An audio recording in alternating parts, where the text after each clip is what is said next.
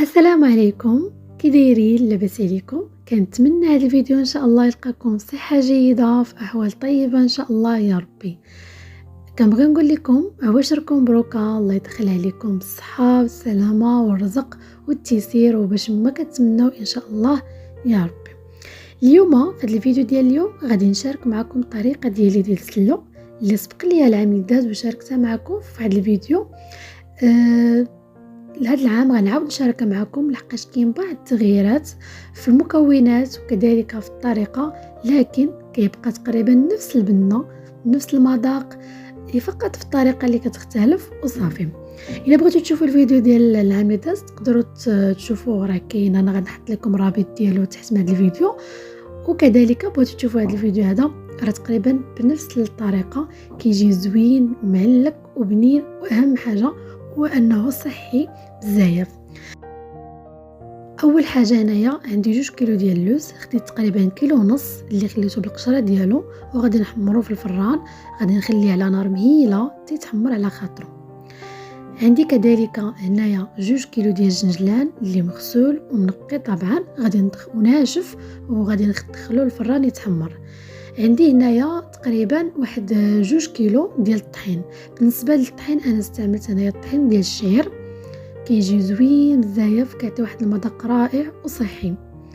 عندي هنايا 2 كيلو ديال الكاوكاو الاحمر الرقيق اللي محمر في الفران ومقشر وغادي نخليه. وكذلك عندي هنايا زريعه الكتان تقريبا ربع صغير 125 غرام، كذلك 125 غرام ديال إيلان اللي منقين طبيعه الحال وغادي ندخلهم الفران يتحمروا. عندي لي كما كتشوفوا واحد نص كيلو ديال اللوز اللي مسلوق او منقي. عندي هنايا المسكه الحره تقريبا واحد 10 دراهم. كذلك عندي واحد الحبه ديال الكوزه، انا كناخذ غير شويه، خديت حبه صغيره. هنايا ديك نص كيلو ديال اللوز اللي بقات ليا من 2 كيلو اللي قلت لكم راني سلقتها وقشرتها واحد الليله قبل وخليته كيتنشف مزيان وكيتستقطر. هنا غادي نقليوه في الزيت. طبعا الزيت ضروري تكون بارده، ما نديروش الزيت سخونه باش ما يتخطفش لينا. وكنبداو كنحركو فراه كيجي بحال هاد اللون هكا محمر، وراه ملي كنحيدو من الزيت كيزيد يتحمر شي شويه على هكايا.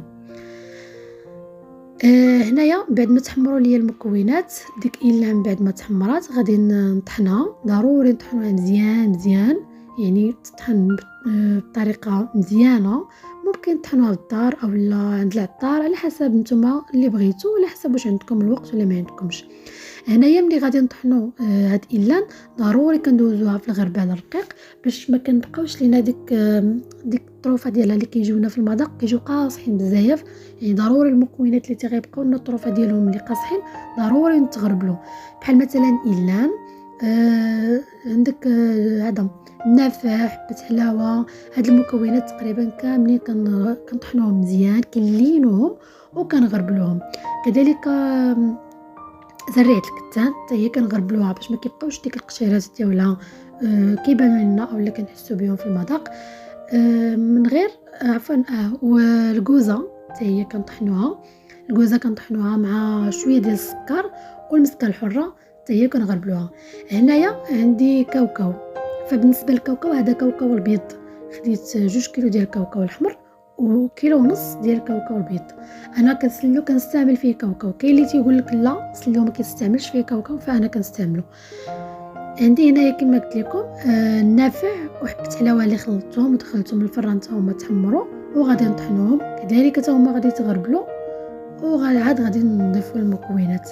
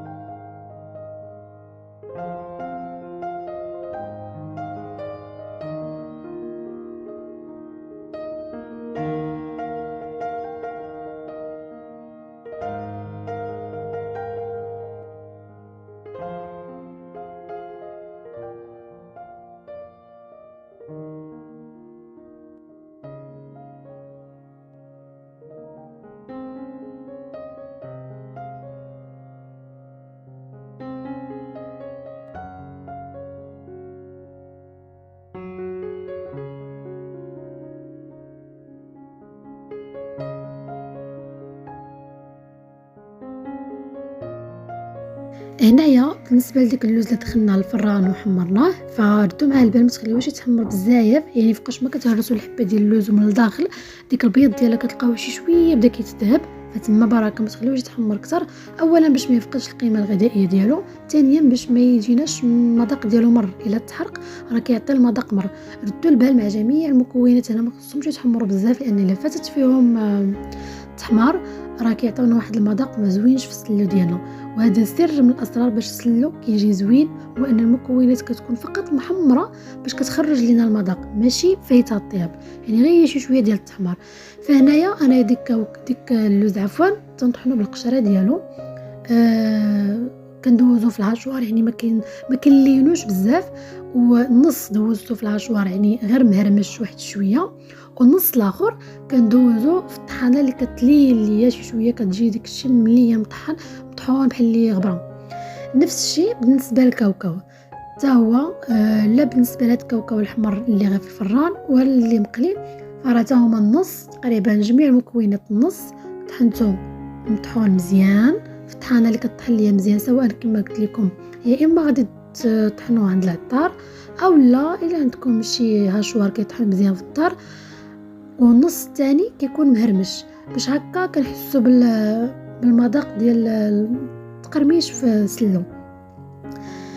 وكاين اللي تيعجبو مليان بزاف، يعني تيجي واحد الطريقه معلك بزاف، فانا شخصيا ما تيعجبنيش هكاك. تيبقى لكم الاختيار على حسب نتوما اللي بغيتو، ولكن بالنسبه لي ما مجربش انه كيبقى سلو مهرمش فيحاول يجرب، فراه كيجي زوين بزاف. فانا بالنسبه لزرعه الكتان كما قلت لكم قبل، حتى هي كنطحنوها مزيان وكنغربلوها، ضروري كنغربلوها باش ما تبقاش ديك القشيرات ديالها كنلقاوهم هكا في السلو ديالنا. غادي نستمر بحال هكا حتى غادي نسالي.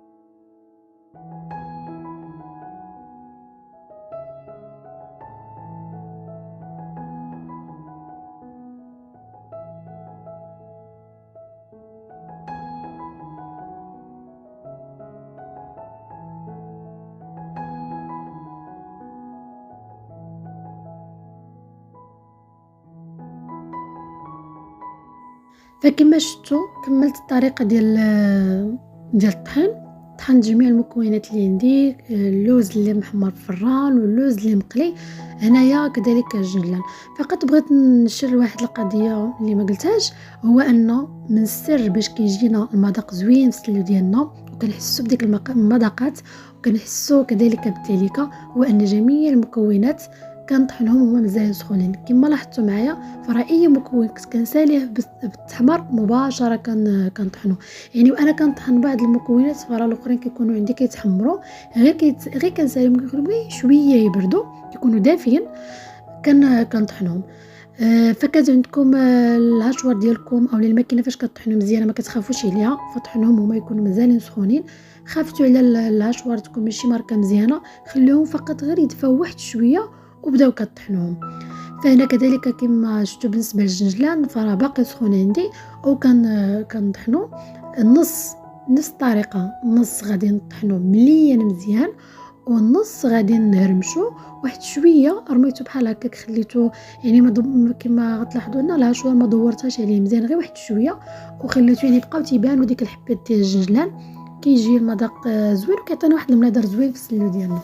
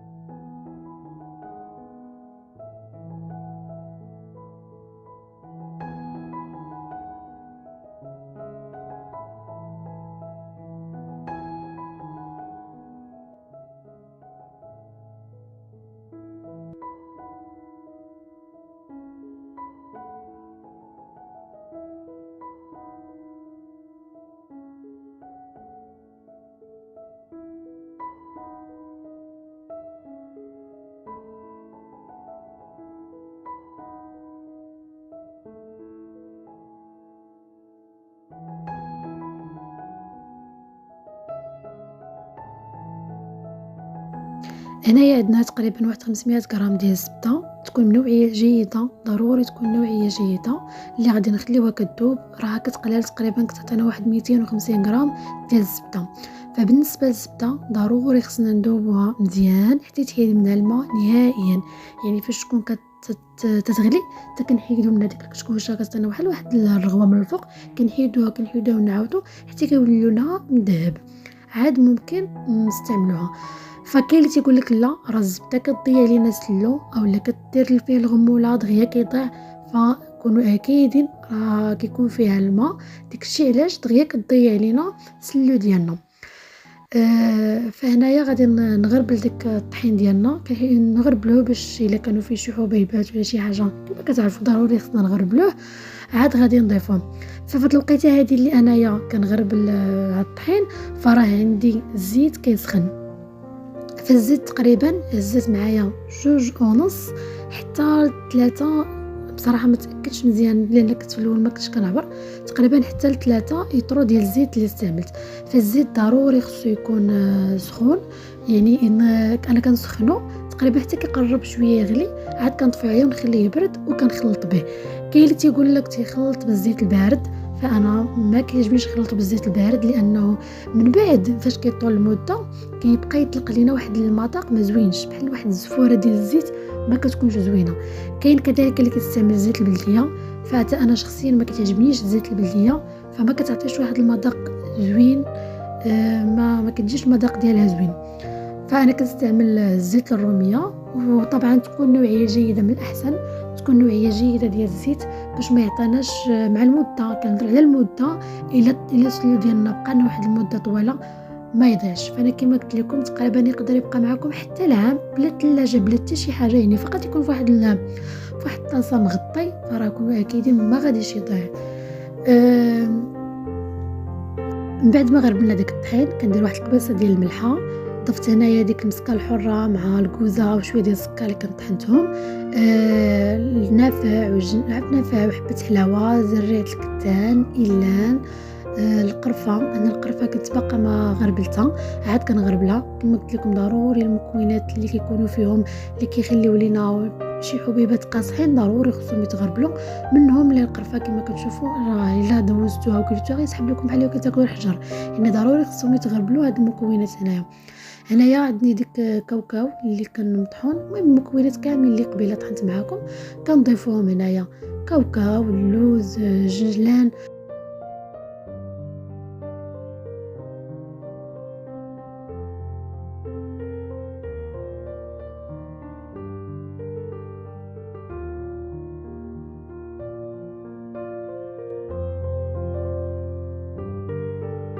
كما قلت لكم هنا داك الجنجلان كان نص مغرب نص مطحون ونص خليته هكا باش كيعطينا واحد المنظر زوين. كذلك بالنسبه للسكر كلاصي، فانا تقريبا خديت هنايا واحد تقريبا كيلو ما كاملش، تقريبا نقولوا كيلو الا ربع ديال السكر. فبالنسبه للسكر كيبقى على حسب الرغبه ديالكم. هنا ديك الزبده من بعد ما تحمرات كما شفتوها ضفتها بحال هكاياك. فهنا كما شفتوا راه ديك القصعه فاش كنت كنخلط فجاتني كميه كبيره ما غاديش تساعدني في التخلاط، فقسمتها على جوج. هنايا غادي نخلط النص ومن بعد غادي نخلط النص الاخر، هكا حسن. وعاد من بعد نحاول نجمعهم، لحقاش فاش تنقسموهم كتجينا شويه تخليطه سهله ماشي صعيبه. اولا تكون شي قصعه كبيره تقدروا تخلطوا فيها.